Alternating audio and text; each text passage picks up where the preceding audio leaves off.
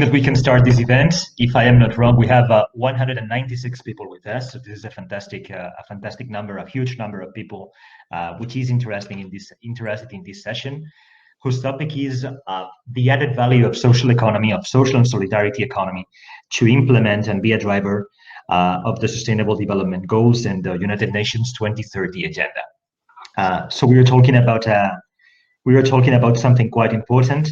It is also a very cool experiment to a certain extent, because this event is being organized by the UN Taskforce on Social and Solidarity Economy, which is a task force formed by different UN agencies which are interested, working and actually promoting the development of social economy at global level, led by our colleague Vic van Buren from the ILO, and co-organized with Social Economy Europe. So I think that it's the first time that we are in this setting. And I think that it's very rich and very interesting, the fact that we are discussing together, mobilizing all the potential of the United Nations and its task force, and mobilizing the potential of the different social economy stakeholders to implement this collective objective, to achieve this collective objective, which is the implementation of the SDGs, which is building a better world from now until 2030. Reducing poverty, having a world which is more green, so facing the green and digital transitions, fighting climate change, and in general promoting a world in which everyone has access to basic services, in which everyone has a decent job, in which everyone has a decent life, and that no one, because inequality is maybe one of the main challenges of our time, is left behind, in which everyone feels to be part of a collective project, which is very important. And to discuss about that, we have a fantastic bunch of panelists, and we will start, by the way, with two representatives from these two organizations, the UN Task Force on Social and Solidarity Economy and Social Economy Europe. Following the order in the program, I will give the word first to the chair of the UN Task Force, Vic van Buren. So Vic, the floor is yours. Thank you, Victor, and thank you for this opportunity to work together with your organization. I think, the world of work is being profoundly affected by the global pandemic. And as we enter 2021, we're experiencing unprecedented losses of jobs and income and heightened levels of uncertainty. At the ILO, we've worked out that we've lost 255 million jobs, or the equivalent of 255 million jobs since the start of the pandemic, and the numbers are increasing. It's heart-wrenching to see what's happening in India and similar such situations at the moment. The pandemic has exposed many fragilities in our economies and societies and deepened existing inequalities, while highlighting the need for resilience, innovation, and cooperation. The pre-crisis challenges, including the lack of decent jobs, growing inequalities, global warming and migration, the unsustainability of the current industrial food systems, have worsened significantly because of the measures taken to counteract this health emergency.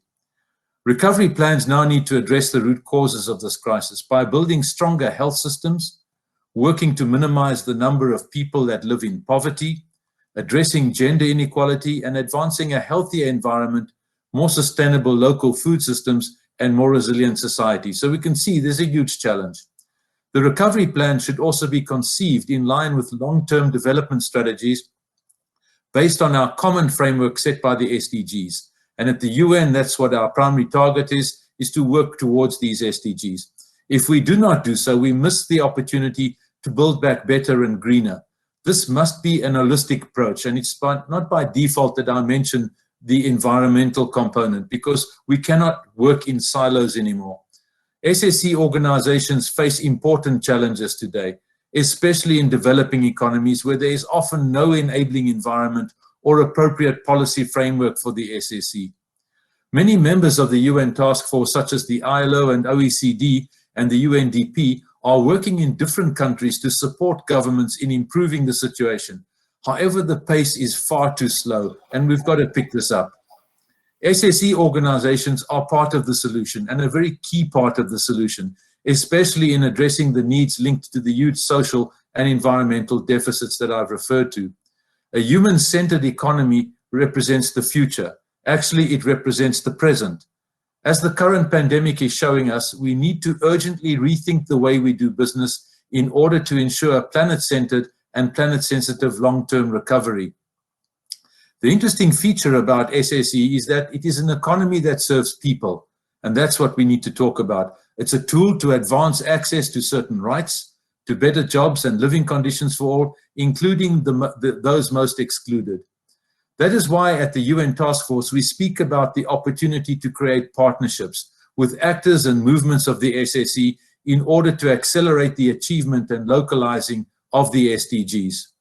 The task force includes as observers many active umbrella organizations who play an important role at international level and regional levels such as Social Economy Europe, REPES, International Cooperative Alliance, the SSE International Forum, Euclid, Eurixe, Sicopa, Syriac, and many others, and you're going to hear from some of them today. Partnerships among different actors is important at all levels. At the local level, the idea of the new welfare is very much rooted in multi-stakeholder and multi-level partnerships. Dialogue with the SSE sector should reinforce and not undermine the role of the public sector, and often this is seen as such, and this should remain the main sector to ensure access to fundamental rights, that is the public sector. At national level, SSE policies and programs should be mainstreamed within the national development plans and policies, and we find too often that SSE policies and programs are a side issue.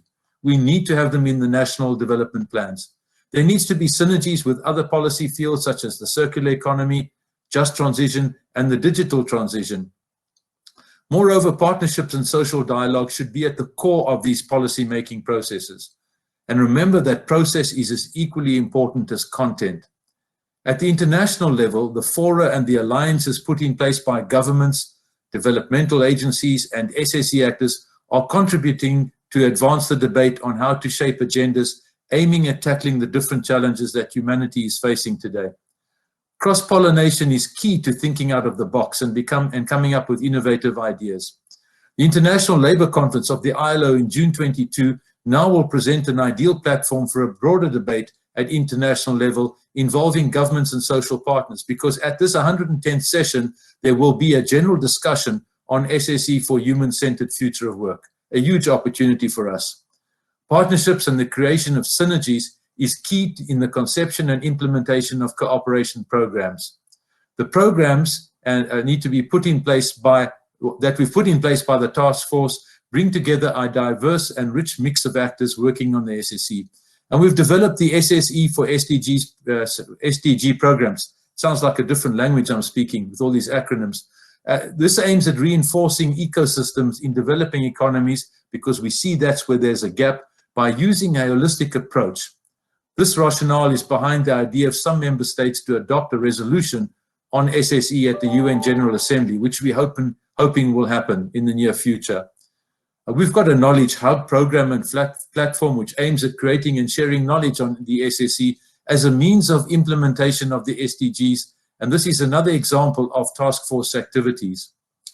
To sum up and to conclude, what we're dealing with is an ecosystem that needs attention at all its different levels, and hence the importance of alignment and working together.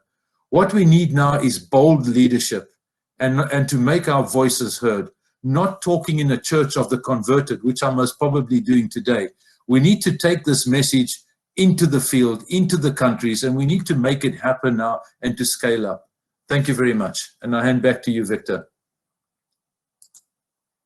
Much, Vic, for your presentation and for your speech, which I think that, of course, it's totally right. First of all, defending the added value of this UN task force and the fact that we are co-creating, which is one of the innovative aspects, having public actors and UN agencies, but also indeed a wide variety of social economy networks, global and regional networks, which cooperate and work together to try to maximize, to build synergies and to mobilize more people, and of course, achieve our collective objectives. I think that it's very important also to stress that we are talking to most probably to our church, but to a church which is of 201 people today, which is not always the case. So it's a big church. We can be happy of having a big bunch of people very much interested in what we are discussing today: social and solidarity economy and its potential to implement the SDGs. And by the way, I would like to remind to all participants that they can participate in this session. They can share their questions, their ideas through the chat and through the Q&A. And when the moment arrives, I will try to pass the questions to the speakers. And of course, I'm super honored to pass the floor to the Vice President of Social Economy Europe, Vice President and Director of ENSIE, which is the European Network of Work Integration Social Enterprises. And Patricia, the floor is all yours. Thank you very much, Victor, and good afternoon all. So I'm very pleased to be here as Social Economy Europe Vice President and also to co-organize this event with the UN Taskforce, which we are proud member and that act as a key driver for the promotion of social economy in the global level. So this is an opportunity to learn from the social economy of other country and in other corner of the world. For instance, I can think to the social economy public policy in Canada and in particular in Quebec, as well as the dynamism of the social economy over there and the presence in innovative areas. As for example, this was new for me as well, video games. And for sure, also from Europe. From Europe, we are always giving a close eye to the development in Latin America. For example, Mexico approved one of the first social economy framework law, but also Asia, and of course to the countries in our neighborhood, Central and Eastern Europe, but also South Africa with very dynamic social economy policies as in Tunisia, Morocco, or in Mali. So I'm very pleased representing social economy, representing a global movement, a movement of citizens aiming at challenging the reality and providing innovative solutions to the big challenge we have as climate change, poverty, exclusion, inequality, access to basic services as education, healthcare, water. So this is a movement based on democracy, a movement then that decide to reinvest profit in the local community, a movement of engaged people and engaged community that have collective objectives that are the sustainable development goals we will talk more and more during this workshop. In Europe, we are now in a turning point for the future of social economy. In the last weeks, I had the opportunity, together with our president, Juan Antonio Pedreño, and my colleague, Alain Cor and Jérôme Sadier, to meet, and also Victor, for sure, to meet with Commissioner Schmidt and also to meet the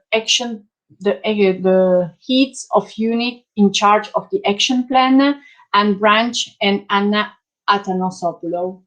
And this was done because, as I said, this is the year of the European Action Plan on Social Economy. That is a very big opportunity for the social economy to scale up, to grow, to connect with more citizens in Europe, but also across the world. And we are also very pleased to see that in the last day, over than 133 contributions were received for the feedback launched by the European Commission on the action plan. And of course, Social Economy Europe contribute to this with the policy paper we have produced in the last month, the co-designing the action plan for the social economy, but also 17 other members and partners of Social Economy Europe have participated in the feedback, among which for sure also my network, but there are many other partners whom we are cooperating today, as also Syriac International, Eurixe, GESIS, SSE International Forum, Euclid, RIPES Europe, and also, and this is very positive, national government as Belgium, Romania, Spain, France, Italy, And we have seen also the participation of global network as WF. So there is no doubt that this is the year, and that we all believe that the potential of social economy can be shown thanks to this crucial moment in Europe. And again, it's a real pleasure to be here, to learn from all of you, and to unite our force also to unlock the full potential of social economy, to build a better future, more equal, democratic, and sustainable for all everywhere. Thank you very much.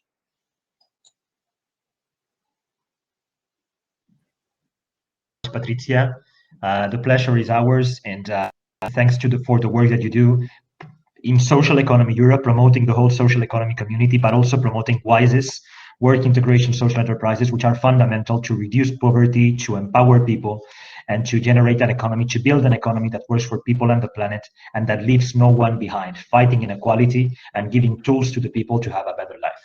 So thank you very much for all this work that you do together with Social Economy Europe and with your colleagues in SDGs and your members in SDGs.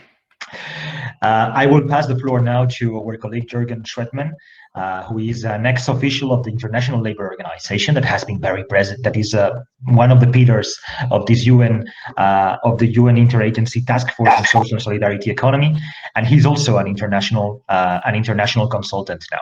And Jürgen will have the pleasure to moderate the next roundtable with colleagues from different regions of the world. Unfortunately, Jürgen, one of the speakers that was foreseen, Diana Dovgan from Sicopa, will not be able to be us today because she's sick. But you will have the opportunity to discuss with Eva Cantel from SSE International Forum, Béatrice Alain from FIDUEC International, and I am missing someone, I guess, huh? And with Suzanne from Euclid, of course. So Jürgen, the floor is yours, and have a good roundtable and discussion with these high-level panelists. Thank you very much, Victor, and thank you, users, Social Economy Europe and UN Taskforce, to give me the opportunity to moderate this roundtable.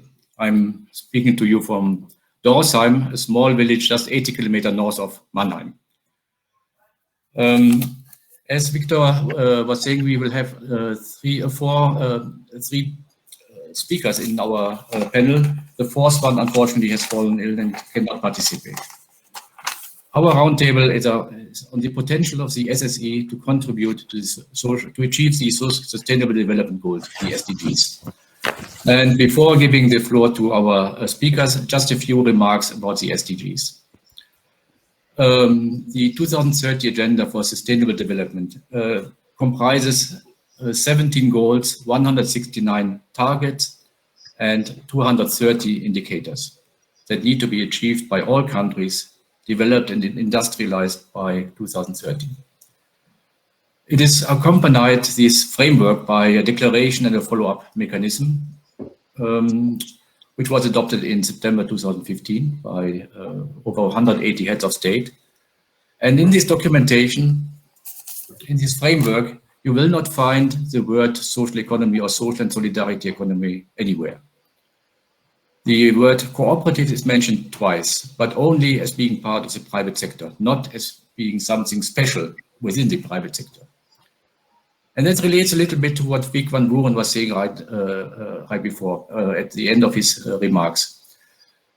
We are all convinced that the SSE is an important contributor to the SDGs, but the outside world may not know at all what social economy means. We need to reach out to the rest of the world, to policymakers, to governments, civil society, to demonstrate the potential of the SSE in achieving the SDGs. Secondly, I would like to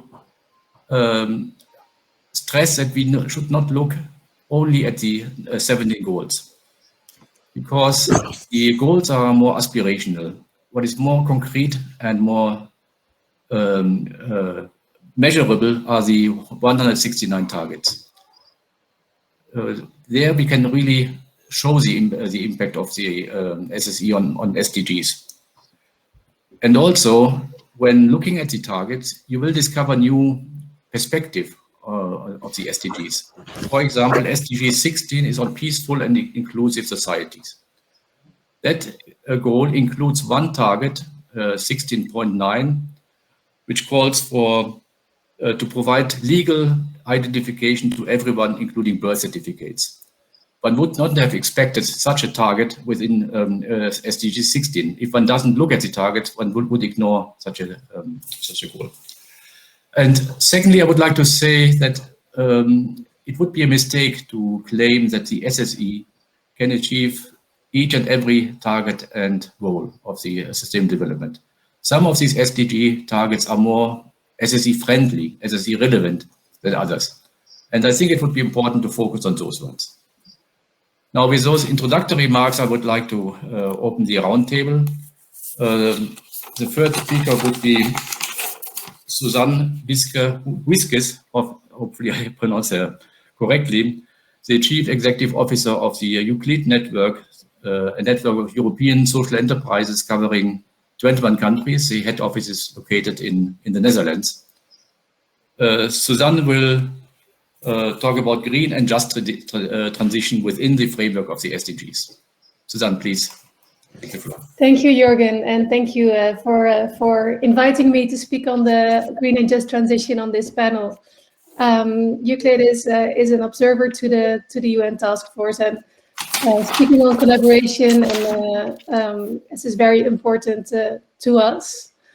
I'll be zooming into to SDGs 12 and 13, the green and just transition. And I would like to start with echoing a little bit in what Vic also stated, that if we look at the newspaper today, it feels like the world is fighting a losing battle. You know, besides the pandemic, climate crisis, it's truly overwhelming. And I feel a deep sense of urgency, and I see that same sense of urgency with all of you, our partners. But as Vic stated in the opening, I just want to echo that.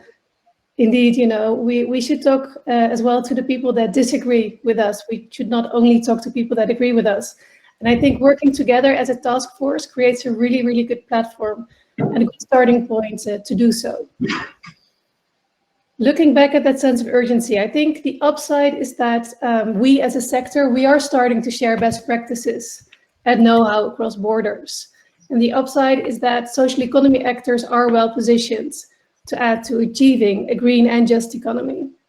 Innovation is never ending. So the SDGs 12 and 13 indeed are more social economy friendly, as Victor explained and you explained, Jürgen. And what I would like to emphasize is that 3 dimensions that are key for social economy really to play their true part in reaching the SDGs is, first of all, visibility. You know, we should let people know that we are out there, that it can happen. Second is storytelling, you know, showing best practices. And the third is cooperation and really, really, truly sharing resources. Just a little bit more about the European Social Enterprise Network. Euclid, our members are social enterprise intermediaries. They operate from Turkey to Ireland, from Russia to Portugal, and everything in between. And our primary goal is to boost the social enterprise ecosystem in Europe and beyond. So we're also looking at a global level to share best practices with our peers in other continents, which is indeed the reason that Euclid joined the task force. Well, our members, they collaborate on projects and they benefit from each other's expertise. And that's a variety of actors. So it's national networks, business incubators, social funds, universities, knowledge platforms, but they're all supporting social entrepreneurs. They're all supporting social economy and covering all UN SDGs. If you look at who a social entrepreneur is, we see them as passionate entrepreneurs who bring innovative solutions and business models to market with the main aim to drive social and environmental change. Now, luckily, we see that social economy actors are generating an ever-increasing interest as an innovative and sustainable approach to address environmental degradation. And they have been identified as key actors to enable the world to reach the SDGs by 2030, but there's lots of work to do. Now, zooming into SDG target number 12. So what can the social economy do to reduce waste generation through prevention and through the reduction, recycling, and reuse? what we see is that social enterprises working in the circular economy create both social and green innovation. And because the innovation is driven by existing and concrete needs of their community, it is transformative, it is impactful. And social and circular economy, they share common objectives. So it's indeed this creation of positive impact to the society. And some of the challenges of social economy and circular economy, they are the same. So there's a lack of awareness and visibility of the business models. There's definition problems, there's lack of finance. Also, social enterprises can be divided into more focused contributors that concentrate in a particular area of their value chain. And then with these contributions focused on one or a small number of SDGs. But they can also be broad contributors whose impact on the SDGs stem mostly from a particular aspect of its value chain, but they're contributing to many different SDGs at the same time. And this is exactly what is happening in waste reduction. We see that social enterprises contribute to SDG target 12.5, even though it's not their primary goal. They're very innovative in adding actions into that target. They're setting a new standard of doing business, and they're raising the bar in providing solutions for the climate crisis. But dissemination of best practice is crucial. And in that spirit, I would like to share an example with you from Lebanon. And this is a founder who participated in one of our Mediterranean MEDUP programs that Euclid Network is involved in. The enterprise is called Live, Love, Recycle. It's a recycling enterprise. You won't be surprised, enabled by a digital technology and app. And after the closure of Beirut's main landfill site in 2015, several piles of waste appeared in the streets. And the founder, Georges, he returned to Lebanon after working in Africa for some years. And he really wanted to tackle the waste issue. And he began to sort and recycle waste himself. And he soon couldn't manage due to the large amount of demand for recycling and decided to use Uber to collect recycling. And after setting up an initial idea, George collaborated with another existing social enterprise in Lebanon to scale up, also drawing from external investments, also drawing from EU funds.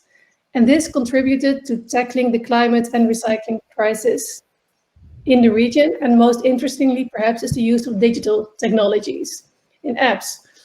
But furthermore, they're also committed to providing social employment to women and at-risk groups, having an additional social as well as environmental impacts. They're not trying to replace the state in their provision of services.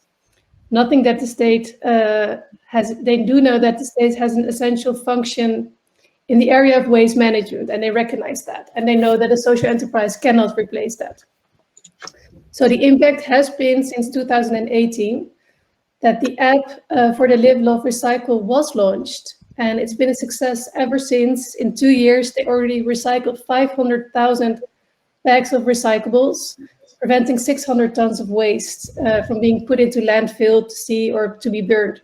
So this is an example of how a regional social enterprise can add to the SDG target number 12 in this case. Now, looking at what the role is of the social economy in responding to climate change. We're looking at SDG 13 here.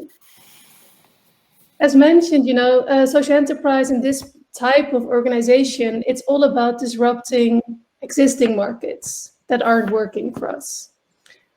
They're really challenging the status quo. So social economy actors in general, they have the power to change entire industries as their activities inspire change, and I think they do that in 3 ways. First, they're setting an example towards other mainstream enterprises. They're providing new business models. Second, they're creating a sought-after product or service for consumers and corporates and governments. An example here is for sustainable fashion. And thirdly, they're setting a new standard of doing business. They're raising the bar in providing solutions for the climate crisis. And it's also important to raise awareness and offer support to more traditional companies in the takeover of these circular and social practices. I wanted to share with you an example of an organization called Paper on the Rocks. They're based in the Netherlands. They produce notebooks made from upcycled stone waste and agricultural waste. We all know that healthy ecosystems are needed to curb the climate crisis. They're under pressure from heavy industries, and the paper industry is certainly no exception. In fact, it's one of the biggest polluters in the world. They're grinding down forests and swallowing unimaginable amounts of waters, tons of CO2 emissions. So it's needless to say, it's in our best interest to explore paper alternatives. And the beautiful thing is that science never sits still. As I mentioned, innovation is never ending. And the knowledge already here, creating paper materials made from different input materials that will have less impact on our ecosystems, and they need less harmful products.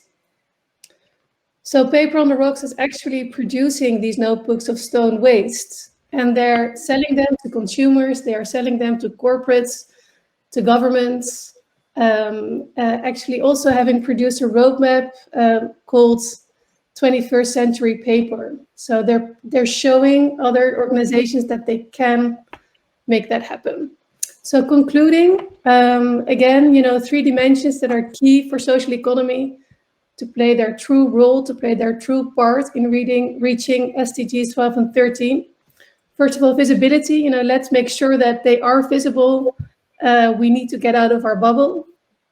Secondly, storytelling. Let's make sure to share these best practices and show companies, corporates, governments that it can be done.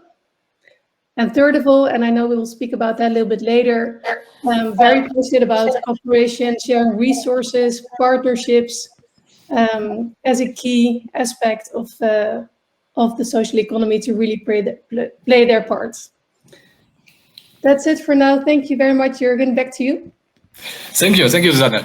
Very interesting indeed. And it came to my mind that when you were talking that a combination of social economy and circular economy actually contributes simultaneously to all 3 dimensions of the SDGs, the economic dimension, the social dimension, and the environmental dimension. And that's what we can show as being powerful in the SSE. Our next speaker is Eva Cantel, the General Delegate of the SSE International Forum, which emerged out of the Mont Blanc meeting that existed since 2004. It's now called SSE International Forum. Eva, please. You will talk about the fight against poverty and the promotion of peace, SDGs 1 and 16. Exactly. Thank you, Jürgen. Hello, everyone. Just give me a few minutes to share my screen because I have some colorful diapo. So, can you see me? Can you see my screen? Yes, we can. Okay, perfect. So, thank you for organizing this session, to all the colleagues from the UN Taskforce, from the Social Economy Europe and us. It's a very important topic that we need to explore.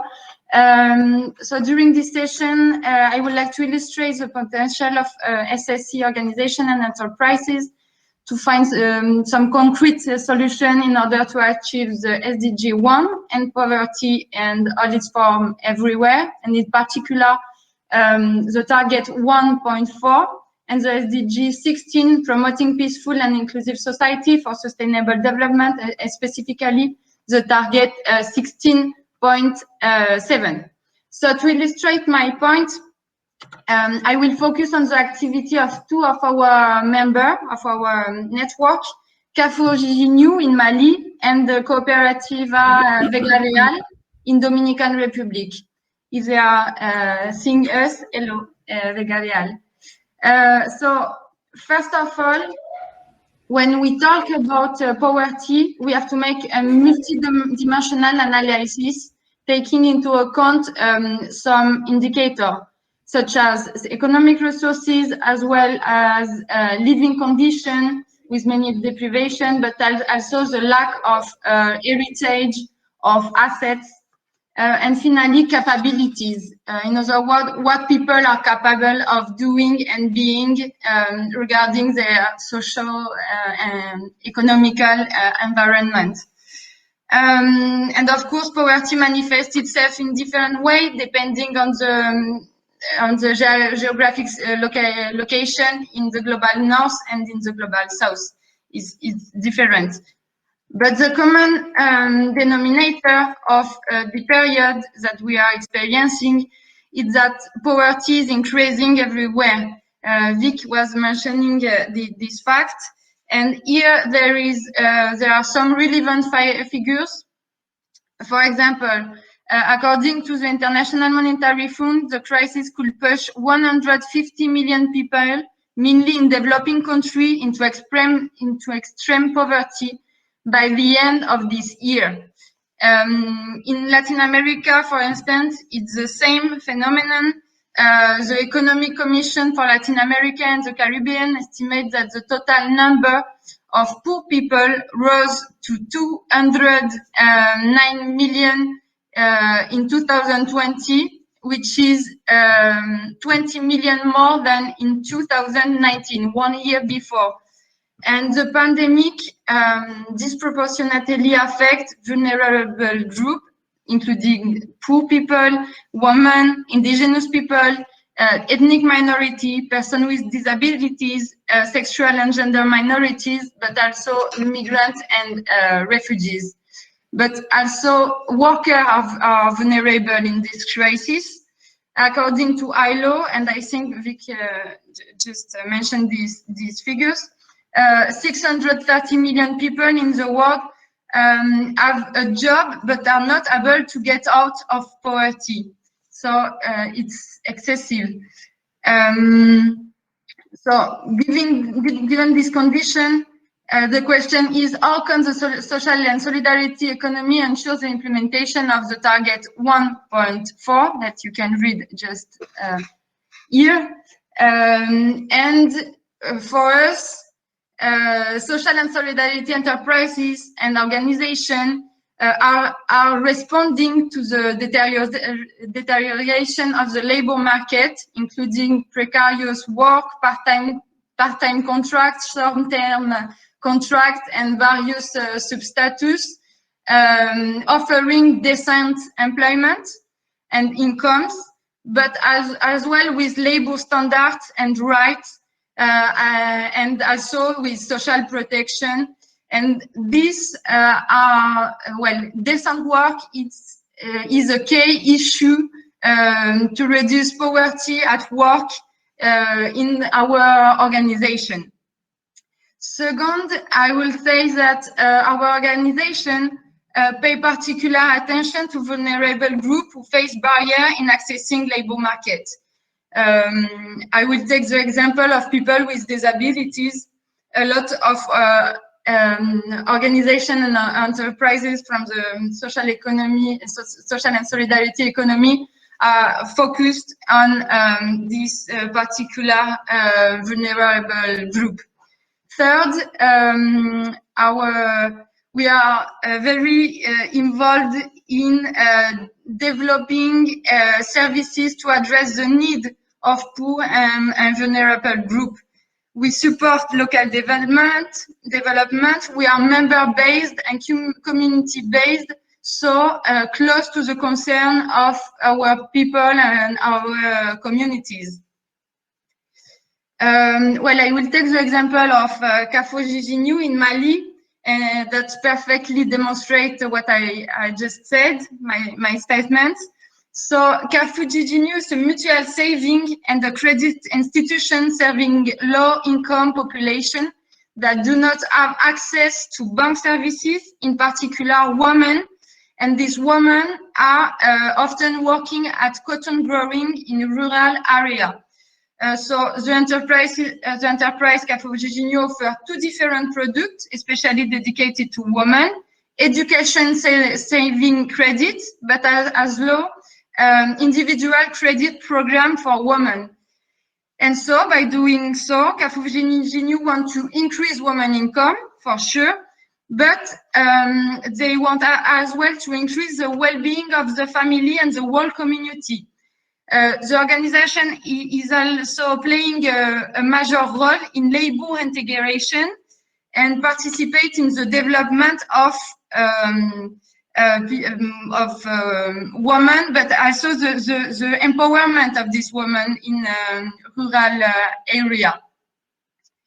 So The second point I would like to highlight, and I will be quick because I know the time is going, is about the potential of SSE enterprises and organizations to promote peaceful and inclusive society according to the SDG 16, and in particular its potential to ensure responsive, inclusive, participatory and representative decision-making at all levels. So first, I will say that our social and solidarity enterprises and organizations are characterized by social value and democratic management process that favor the participation of members and workers. And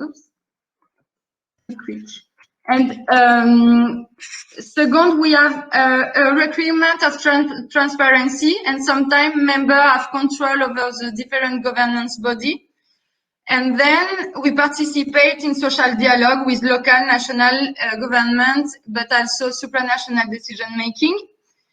I will take the example of Vega Real. As a matter of fact, it is the case of Vega Real, a financial cooperative based in Dominican Republic. Its mission is to satisfy the financial and social need of its partner and their community. So at internal level, Vega Real defends social value that we can read just in the diapo. Transparency, honesty, respect of nature, fairness, and equality. They encourage as well democracy and participation of all the voices in the decision-making process. For example, regarding gender perspective, they designed a gender strategy. They prioritize education and training of members and workers. And at external level, they are a social partner for the development of SSE policies, and they participate in the policy making processes at national level. For instance, the adoption of SSE legal framework in Dominican Republic. They are part as well of several SSE national, regional, and international networks. In order to have a weight in decision making. So I will say that our organization are a key actor to establish and maintain a peaceful culture because of the representation of all the point of view and the need that come directly from the grassroots organization and from the members of our organization. So quickly to conclude, social and solidarity enterprises and organizations are leading the implementation of the SDGs because it's an integral part of their strategy and action plan. And you may have a look at the strategy of Vega Real just here in the diapositive, very focused in the 17 SDGs. And these two cases studied and showed today showed that it's possible to renew business models and find financial solutions in line with the SDGs. And to finish, to boost SSE ecosystem and stimulate the vitality of our organization, the government, local, national, and the international institution should recognize and identify the potential of our organization and enterprises in the implementation of the SDGs, even more in these pandemics that we are experiencing. Well, if you want to reach me or the organization, feel free to continue the discussion on this topic. Thank you very much. Thank you, Eva. Thank you for an interesting presentation and also for reminding us that the COVID-19 outbreak will make it even more difficult to achieve the 17 goals and 169 targets of the Agenda 2030. We do not have much time left now, so I would like to invite Béatrice Alain from Quebec to join us. Beatrice is the executive director of the Chantier de l'économie sociale in Quebec, an agency that promotes SSE in Quebec province of Canada, and also a co-chair of TS, promoting innovative SSE solutions. Beatrice will talk about partnership and multi-stakeholder approach, in particular the SDG 17. Beatrice, please. I think I was going to also talk maybe about women. I'll try and do both really fast. I think the two main challenges that we're facing today are humanity is facing is the environmental degradation and the rise in inequality. And on the rise of inequality, the social economy, I think, acts in two ways. One, it helps those that are the most in need, but also it contributes to democratizing our economy. It develops in a different way that generates less exclusion because other people are sitting around the table and we have other considerations. And so the one way I want to illustrate this is talking about the role of the social economy to reinforce women's leadership. In Quebec, women are a little bit more than 50% of boards of social economy enterprises are occupied by women. That's very different from the composition of the boards of directors of private or public businesses. And it's certainly, I think, one of the reasons that these enterprises make different management choices to allocate resources differently, whether that's when they're making big surpluses or in a crisis, and explains a posture that's much more innovative and resilient, I think, than other enterprises. The other way that the social economy enables the contribution of women to our economy is by offering quality services for social needs, which are usually the needs that are taken upon by women. What we saw in Quebec when we had a network of affordable daycare that was developed was that the participation of women to the labor force skyrocketed from below the Canadian average to above the Canadian average because women had the means to go to work and felt comfortable that their children were in good care. We also saw a reduction of 1/3 of the poverty rate of single-parent households, which are usually the ones run by women. And now today, especially with the pandemic, we're seeing this question around elderly care. Quebec is an aging population. As long as for elderly people are inadequate, women will be the ones taking care of them. And we're seeing women either stepping out of the labor market because they have too many responsibilities with their children and their parents, or not taking the next promotion, or not committing to being on the board because of all of these other social needs. So yeah, as long as affordable quality care doesn't exist, it falls on women all over the world to take on this task, and that limits the time and the resources that are available for them to participate in the public sphere. And I think that the options that are available to us as societies and the choices we're making are suffering as a result of this lack of participation. More broadly, if we think about how are we engaging as the social economy or in a diversified society with those who are taking decisions, the government, private enterprise, etc., I think as many of us have said here, we need to have a seat around the table. We need to be telling the story of what we're doing. In many cases, a lot of the solutions that we are proposing in Quebec are things that we've already doing before the crisis, but that are all the more necessary. So things like elderly care, things like generating decent work, etc. So I think we need to, again, the lessons from the crisis is that we need to be able to be more resilient, react, and more agile to react quickly, to react in function of local reality, so not one size fits all, which again calls on more dialogue, because from the capital, from the office of a civil servant in the capital, you can design one policy, but you can't adapt it to the multitude of realities that are out there, which means it won't be effective or appropriate for all of those. And the social economy has always, that's its strength. It works with the local stakeholders to work with the existing resources and in function of the existing priorities. So we need to be explaining how the social economy achieves social and economic goals. In Quebec, this means targeting 6 society issues that were there before the crisis, but that have been aggravated by it, showing what the social economy does, how it's distinct from the role of the government, from the public sector, and distinct from what private enterprise can do. So it's not better or worse, but it's very specific and different, and how it needs to be increased, the role of this. Things like food autonomy, quality of life for vulnerable populations, a fair ecological transition, maintaining and developing collective real estate, supporting local purchasing, and supporting employment and working conditions are all issues where we feel that in Quebec, the social economy has a specific, distinct role to play, and that we should be playing a bigger role in order to support a more inclusive and sustainable relaunch after the crisis. So I think in conclusion, we need to demand a seat at the table because we have distinct solutions. We need to identify and extend those effective solutions to and show that they are not for the social economy, but for the broader society needs. And again, demonstrate by facts that these solutions are more appropriate and also more resilient, which I think in this time is more valued than ever. Thank you.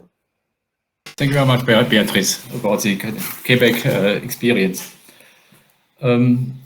Normally our roundtable was supposed to last until 14:25, so we have reached the end. I just wanted to make one observation. I think all three presentations showed that the SSE has the greatest impact at the local and community level. The SDGs sits there at the top level, halving poverty by half, or eradicating poverty by 2030. That's an aspirational goal at the global level. But how to do that practically? It demands action at the local level, at the community level, and that's where the SSE can show its impact and its importance. It's not possible now to change the SDGs or the targets, but what is possible is to influence the national reporting systems. Every country in the world has to issue once a year a national report on the implementation of all 17 goals. And some countries do also national voluntary reviews. The SSE organizations should be engaged in getting input, providing inputs into this report, so that at the global level, at the UN level, the voice of the SSE is better heard than before. So that in future, social and solidarity economy can play a greater role in the implementation and the achievement of the SDGs. I would like to thank our three speakers for their interesting contributions, which I think will be, since they have recorded, will be documented somewhere. And I would like to hand over the moderating role back to Victor. Thank you very much, Jürgen, and thanks to the three speakers for the fantastic visions shared about the social economy, the perspective of SSE International Forum from the global level, the perspective of Suzanne from Euclid Network on social economy, circular economy, and the green transition in general, and of course, as Patricia said before, this very inspiring experience in Canada, both in terms of dynamism of the social economy itself, and also of fantastic public policies that also exist in several parts of Europe, but not everywhere. And in any case, the level of consistency, the level of coherence, and the level of even, an action plan every 5 years and so on, that's amazing. It's something that we would love to have at European level too. So it's a guiding example. And we are passing to the conclusions, and we have two fantastic speakers also to conclude and to share their thoughts on everything that have been said. We have Elisa Torrenegra, who is representing today. She's co-chair of SSE International Forum, and she's also representing IM, the International Association of Healthcare Mutuals.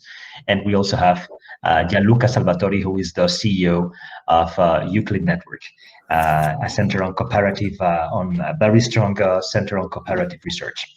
So again, following the order of the program, I will give the floor to Gianluca to share his insights, and then we will close the session with Elisa. Gianluca, the floor is yours. Thank you, Victor. Very interesting presentations with lots of elements. I cannot summarize, of course. I will try just to keep some points and then dig some reflections on it. Well, we do have a double phase phenomenon, a double phase reality.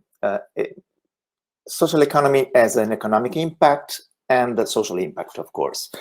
As for the economic impact, to me, what emerged from your interventions is that so we have three main elements that should be underlined. The first one is that social economy keeps the production of goods and services close to the needs of people. And this is an element that characterized this kind of approach. Second, it adopts a long-term perspective of growth. And this is very important in terms of adoption of the SDGs. For instance, for the green transition, as we heard, or for the transformation of jobs into decent jobs, but also for gender balance, because the long-term perspective permits also a more fair distribution of income. Third element, it reduces market failures and strengthens the competitiveness of markets, especially now in the post-COVID perspective, where everything has been troubled and changed by the crisis. On the other side, on the social impact of the social economy, again, three main elements emerging from your discussion. The first one is that this approach to economy addresses social problems affecting local communities in need, with a very special ability to adapt to new social needs. Again, for instance, the COVID period has showed how this approach to the economy activities can be adaptive to the new consequences of a crisis. Second, it enhances social capital in terms that creates a collective awareness. One of the main things to me that are related to the SDG program is that it creates a collective awareness towards a new scenario, a new perspective, where the three elements of sustainability, the economic, the environmental, and the social are blended together, are pulled together. And to me, it's quite important to enhance the intellectual capital in order to create this awareness. Third is an approach to economy solving problem that otherwise would not be solved by anyone else. Maybe there could be a role for the public sector. We have seen again during the crisis of COVID, but we cannot expect from the public sector to be in charge for everything with the same attention paid by the social economy approach. So if based on this double level, some recommendation that comes to me are very simply, I would say, five topics on which we should work. The first one is the need to invest in training and education, especially in order to facilitate a smooth transition towards the new world of work. Vic said this very well. Many of the functions carried out by social economy organizations are less vulnerable to replacement by machines, by automation systems, and this will be one of the topics, one of the strategic topics in the next future. Second, we need to advocate for a stronger role of the social economy organizations in the innovation processes, because innovation is no longer, as in the past, defined just by the category of people engaged in scientific and technological research, or startup, or digital companies and similar. More and more, the innovation is at the boundary between producers and users, and the frontier becomes blurred, and social economy organizations fully belong to the innovation ecosystem. They have to claim a role in the innovation. And again, green innovation is a good example, because green innovation is based also on the change of behaviors, not just on technological aspects. The third recommendation is that we need to accelerate the transition from a welfare system centered primarily on the public sector to a system centered on society as a whole, the so-called welfare society, in which the production of health and social services, in a very broad sense, is distributed among a plurality of different actors. We saw how important is this distribution among different subjects during the crisis created by the COVID emergency. Fourth, we need to, and this is, I mean, towards us, looking inward, we need to develop a greater capacity for self-representation of the social economic community in order to make its contribution more relevant in the dialogue with other institutions and organizations. We need to increase the influence in designing public policies, and the importance of networks, like for instance the UN Taskforce, is crucial under this aspect. Finally, we need, and this is a point that I really stress with a strong conviction, we need a strong engagement of our community for the regeneration of social capital. Social economy should develop a cultural and ethical dimension in order to counter the current polarization of the social climate on which in these years populism and nationalism have grown. Social economy can play a crucial role in strengthening the social bonds and the social bridges on which is founded our civic sense. I want to conclude finally just with a last reflection. We are today here discussing on how social economy can contribute to the achievement of the SDGs. But I think that in the next future we should be a little bit more ambitious, and we should fight for the social economy itself being recognized as a sustainable development goal. This could be our goal. This could be our contribution to the future, to be not only a tool to reach the 17 SDGs, but to be a goal in itself, because we need such, as the SDG program has been a change maker and a standard setter, I dream a similar engagement devoted to the support by UN agency and other institutions to the support of the development of social economy in a broad sense. Thank you. Thank you, Victor. Luca, I tend to agree with all things you said. I just a couple of reflections while you were speaking. Right now, some minutes ago, I mean, 2 points that were very interesting, especially from my side. And one is the reinforcing of our organizations and of our interlocution with the society in general and with public powers in particular. Some minutes ago ended the General Assembly of our Spanish member CEPES. And the General Assembly was celebrated with the presence of the Spanish Prime Minister and the Vice President of the government, who is in charge of social economy, the Vice President.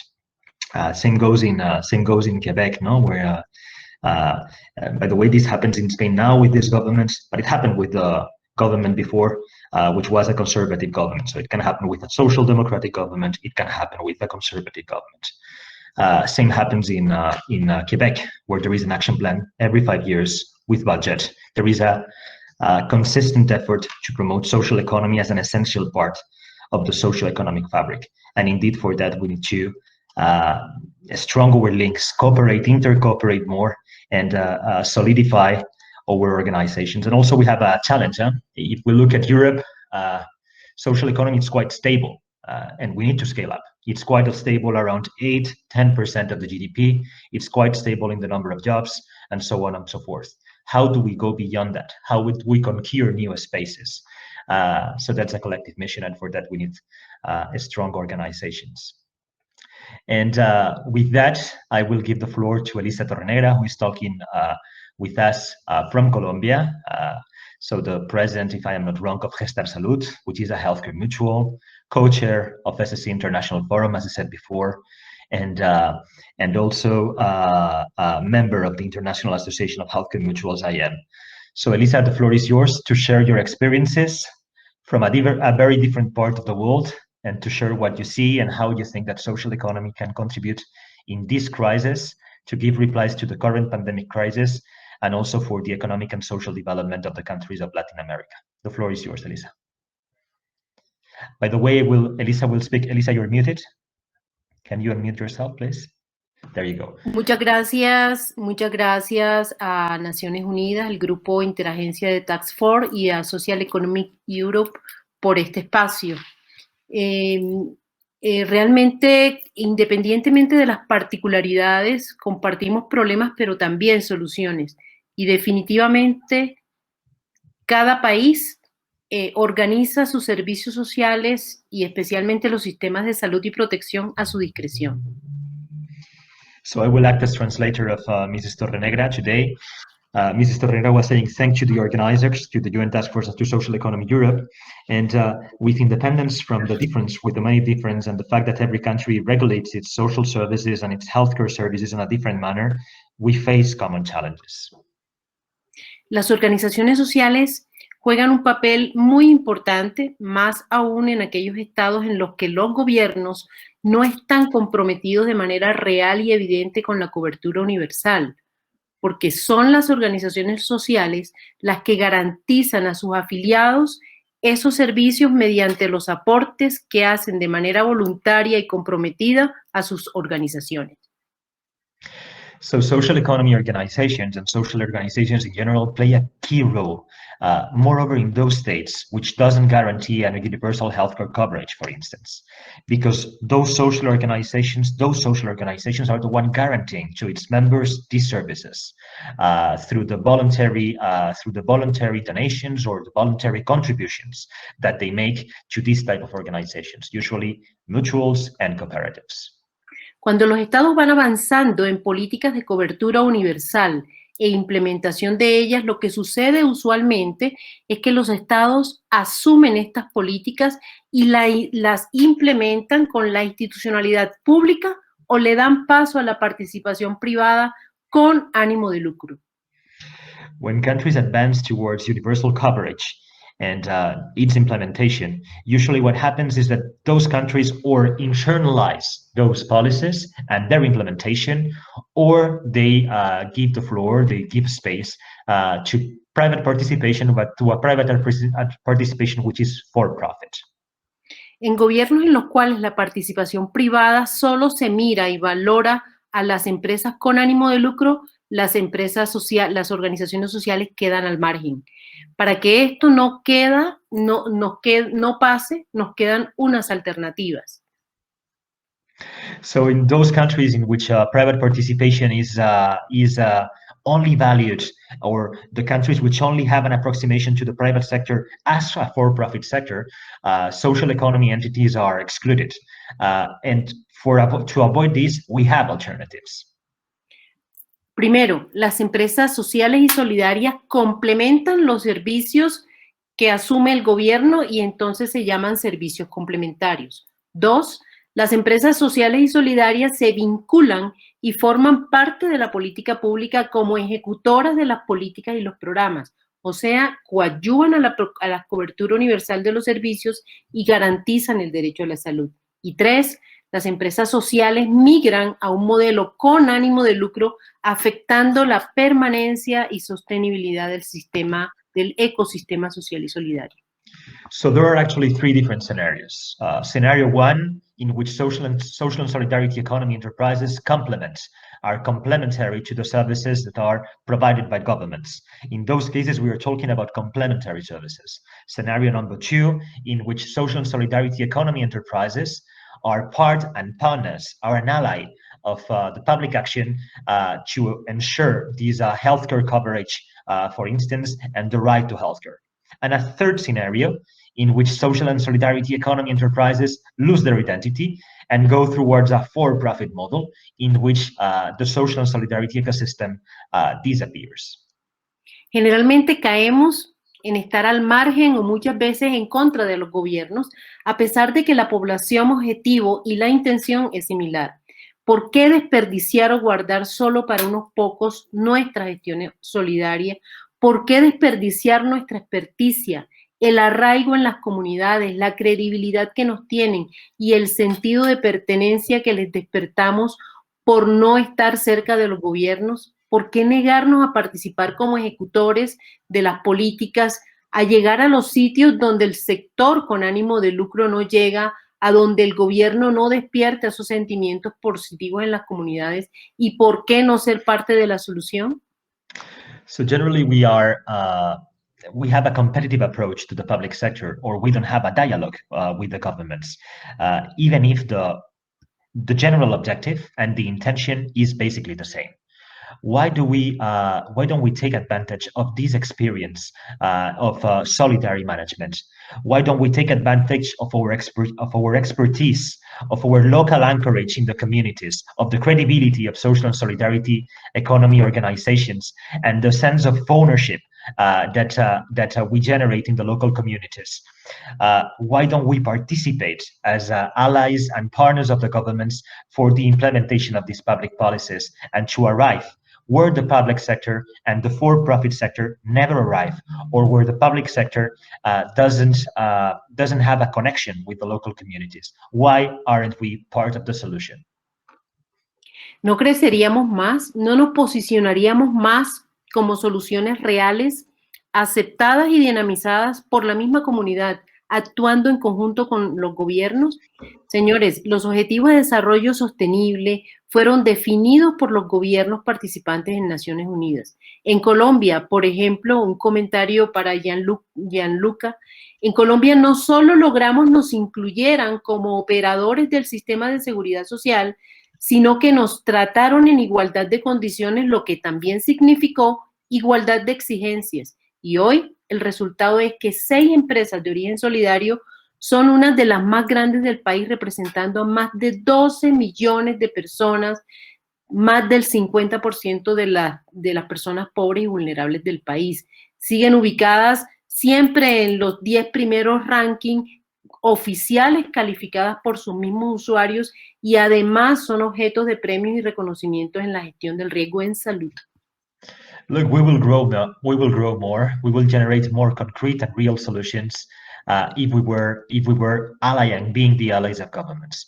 The SDGs were defined by governments participating in the United Nations.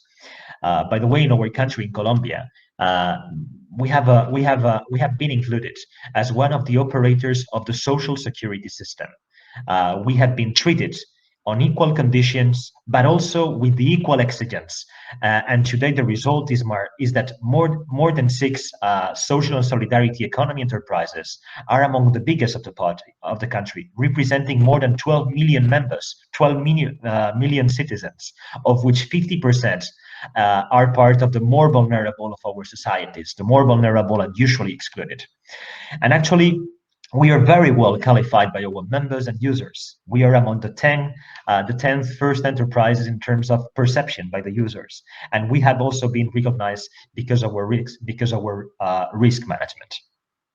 ¿Qué requerimos para lograrlo? Primero, un buen líder de la política pública que no era de nuestro sector, un economista que nos reconoció como necesarios para la ejecución y el logro de la cobertura universal. La enseñanza a los líderes externos a nuestro sector, hay que darles a conocer, entender y defender nuestro modelo.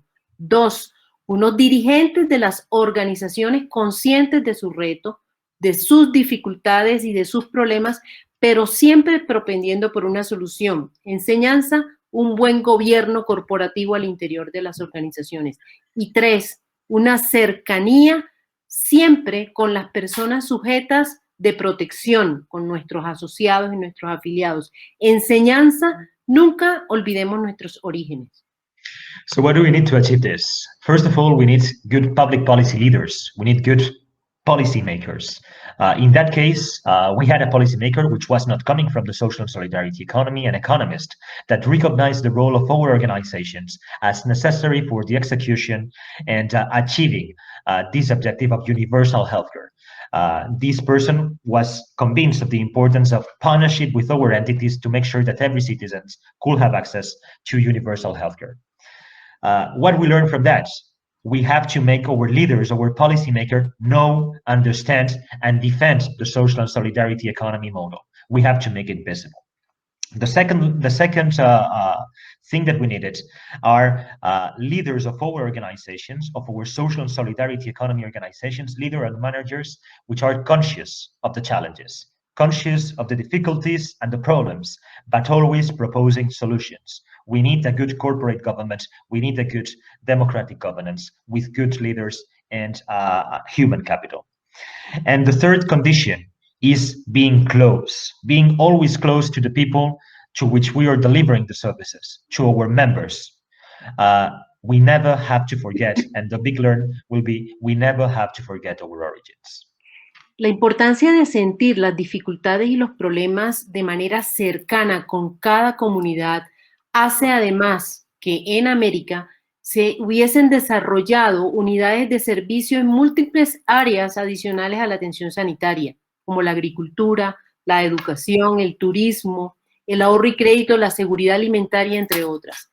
Ser capaces de desarrollar soluciones para cada necesidad hace, compañeros, que en pandemia y post-pandemia, cuando se va a necesitar trabajo local por organizaciones que no invadan, sino que respeten y valoren lo local, que conozcan la realidad por cercanía, nos da un potencial enorme en todas las localidades, países y en los 5 continentes. Well, the importance of the connection of social and solidarity economy with the concrete problems and with the problems of the local communities makes that the social economy, the social and solidarity economy has gone beyond the traditional healthcare provision.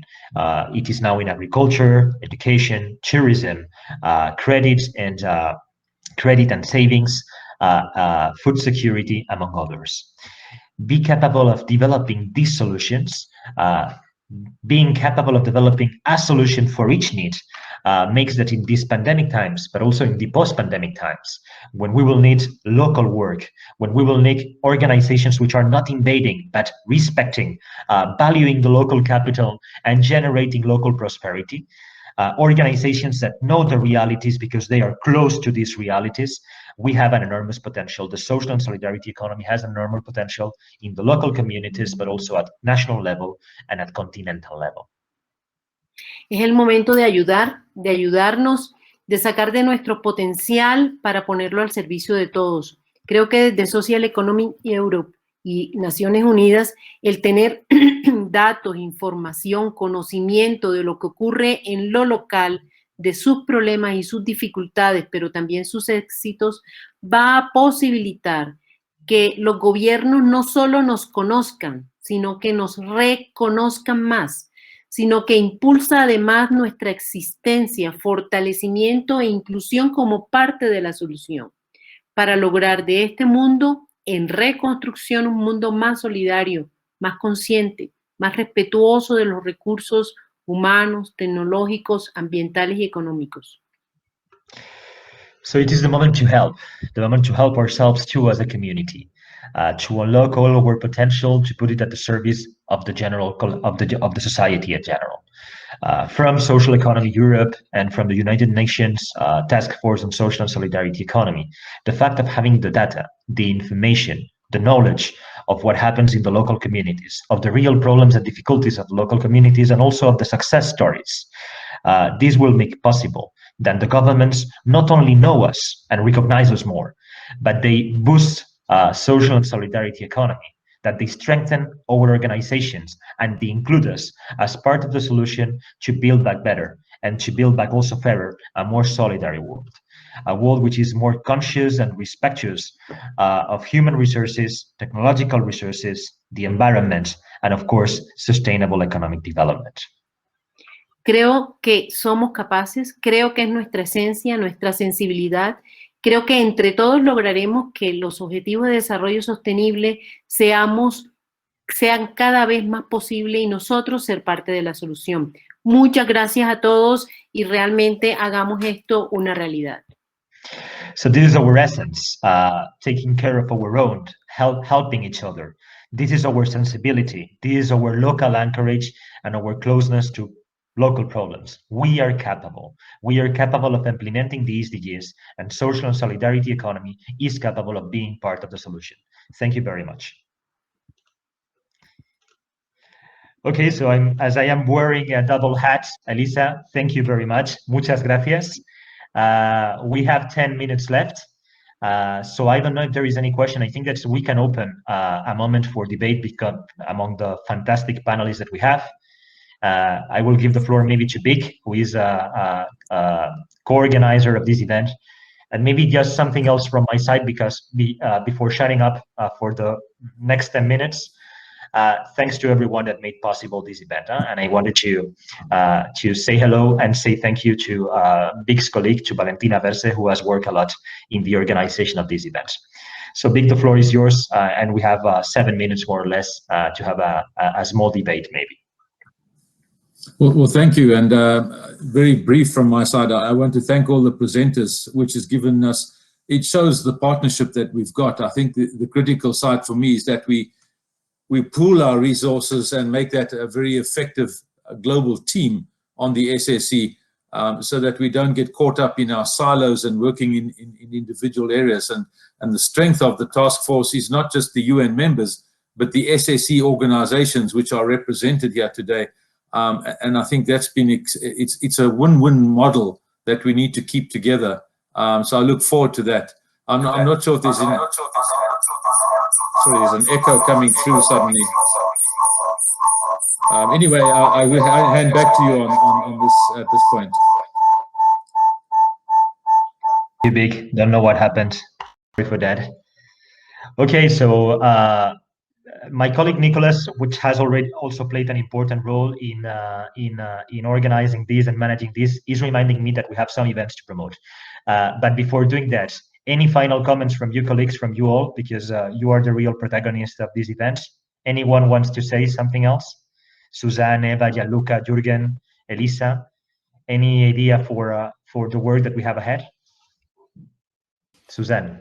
Yeah, Victor, I just wanted to get back on the point Gianluca raised, and I really like his remark on stepping up our game, because I think that we need to indeed be more ambitious if we really want to create and scale our impact, because that's what we are looking for. So I will back you, Gianluca, if you want to for a social economy to become an SDG in its own right, and I think it's a really good point. Thank you, Suzanne. Víctor. Sí, maybe, si te parece, Elisa, le damos la palabra a Jürgen y después te damos la palabra a ti. Yes, Victor, just a small remark. I would like to refer to Vic van Woerens mentioned that the next International Labour Conference in year 2022 will have a general discussion on the social economy and decent work. And it's a unique opportunity to gain more visibility of the SSE among the 3,000, 4,000 delegates that attend the ILC every year. So it would be important to mobilize the SSE organization at the national level to influence or to introduce the SSE to the tripartite constituency of these various countries prior to the conference. Thank you. Thank you very much, Jürgen. Elisa? Yo creo que estamos en un momento coyuntural de la humanidad. Creo que la humanidad necesita la colaboración, la ayuda, la integración, y eso es importante para todos, independientemente que no practiquen nuestra economía social. So we are at a moment for humanity, and we are in a moment in which all hands are needed. We need collaboration, we need cooperation, and social and solidarity economy knows very well about that, but we also need others which are not part of our community to use these values of collaboration, cooperation. Entonces, es el momento de integrar la comunidad en general a nuestros principios y nuestros valores. Todos lo van a entender, pero tenemos que saber cómo hacerlo.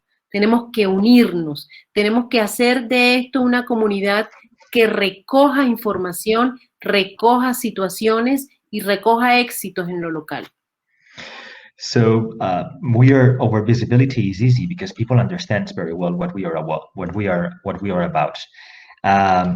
We need to unite ourselves more. We need to build strong communities. We need to centralize information, being able to raise information from the local communities, precisely to gain this battle of making the social and solidarity economy and the social economy more visible.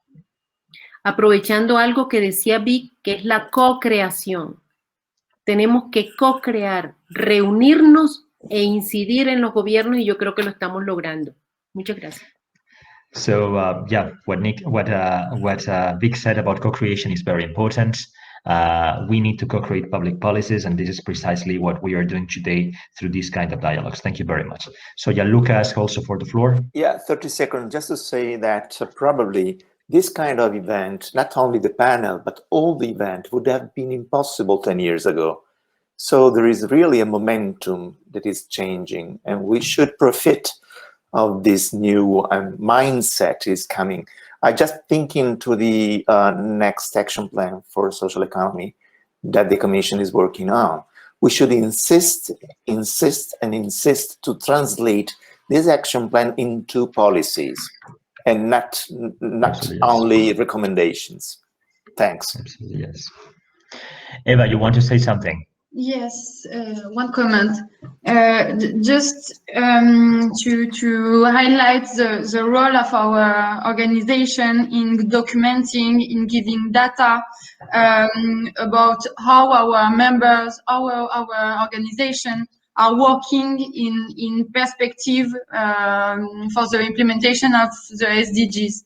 And this is well the heart of our work is demonstrating how we can achieve this agenda with our organization and enterprises. Indeed, Eva. I can never say something different from SSE International Forum, knowing you, knowing your leadership and your members. Indeed, you do a great work in I mean, taking all this information from the ground and making it available. So I guess that we have to close this event. Just something about what we have ahead of us, and also something related to what was said at the beginning regarding the construction of the Social Economy Action Plan. 133 replies to it is very good. We could have done more. We could have mobilized more people, but 133 is very good. Not only social economy actors, but as was said at the beginning, also governments, national, local, regional governments, and also international organizations as WWF. So praying a bit also outside of our church and making others, very influential others, aware of the potential of social economy for the transitions, for systemic change, to build back better and fairer. And regarding what we have ahead, in less than 1 month, we have the EUSES, the European Social Economy Summit, and we will be all organizing events. And my colleague Nicholas, and also related to what Susanne said, wanted me to say that we are organizing from Social Economy Europe an event together with Reuse in the framework of the EU Green Week, and the information has been shared in the chat. So thank you very much for this exchange, and let's continue working together to promote the social economy at European and at global level. Thank you. Thank you. Bye-bye, and thanks to the UN Taskforce for the cooperation and the great work in organizing this. Arrivederci a tutti. Ciao Gianluca, alla prossima. Adios.